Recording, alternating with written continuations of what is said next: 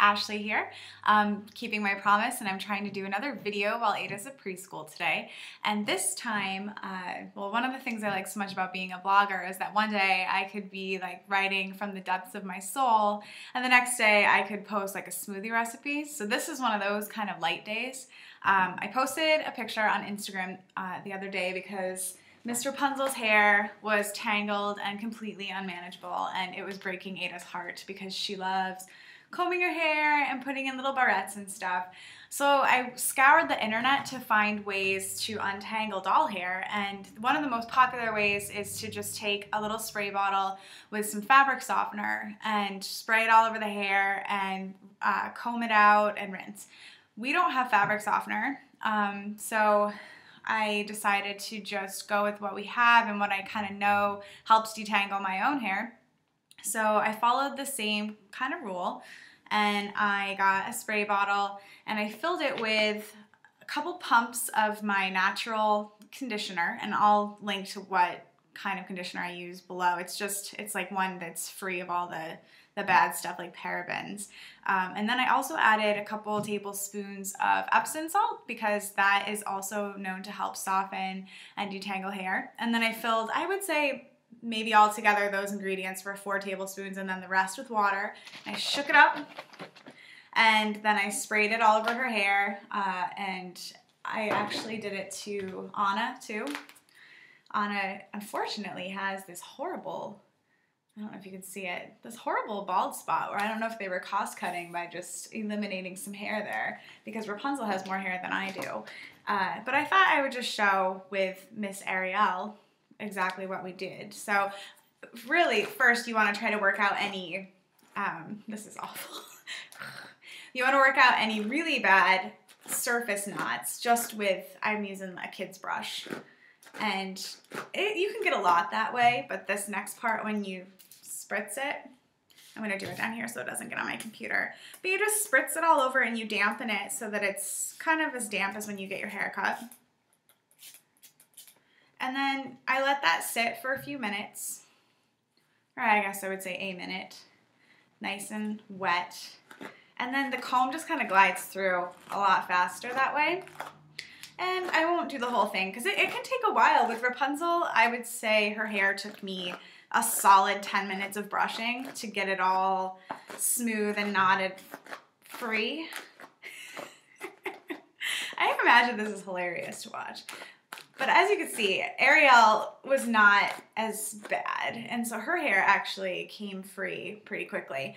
And after I do that, I rinse it because I noticed when I left it on Rapunzel's hair, my hands were getting a little stiff. I'm thinking from just the mix of the stuff that was in there. So I rinsed it, I wring their hair out, and then I would hang them upside down till their hair was dry. And the way I'm trying to keep their hair from getting as many tangles is like in the evenings, or if Ada's really going to be playing with them a lot, I'll braid their hair just because she just won't play with them as much when their hair is knotted up. But if it's in some type of updo or something, she doesn't seem to mind as much. So that is how I got Rapunzel's hair to this silky smooth manageable condition. And it's kind of awesome because it just gives new life to the toys she already has. And I like when she plays with the toys she has instead of asking for toys that she doesn't have. So I'll leave some instructions below if I missed anything. And a lot of their hair will come out. You can tell that's not my hair. So it's okay if it does. I mean, it's better than a bunch of knotted mess. And I guess the next thing I'll just cover briefly because it's just a light post today is Smoothie Cubes. I am a fan of these guys. In the summer months we have our CSA and Ada eats tons of fruits and vegetables because they're like fresh and ready and we just keep them out on the counters. And in the winter it just dwindles and dwindles, especially with the vegetables because bananas are her favorite, apples she loves. We don't get as many fresh berries or anything, so her vegetable consumption really just takes a nosedive. And the only way I've really been able to get greens in with her is to do smoothies.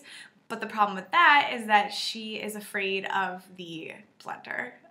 Whenever I turn it on, even if I just mention smoothie, she'll start covering her ears even if I said I was gonna make it an hour from now, she just freaks out. So what I've started doing is I'll make a smoothie at night and I'll make a little extra. I make a big batch usually because we're all drinking some of it, but I'll make even extra.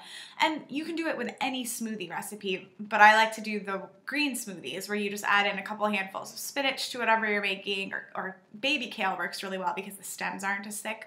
I even throw frozen peas and frozen broccoli, especially the stems of the frozen broccoli. They almost act like ice cubes, and they just blend right in with all the fruit. I'll probably include some of my favorite smoothie recipes just so you guys can get some inspiration. But what I do to serve these is I usually give her a smoothie with lunch because for breakfast she gets milk.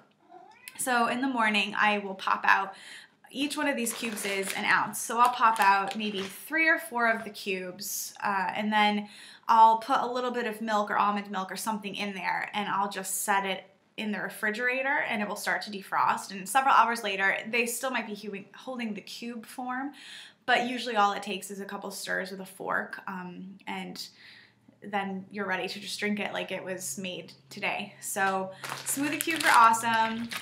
You should make them if your kids are finicky about vegetables. And so those are my 2 tips for the day for stuff to do for your preschoolers. And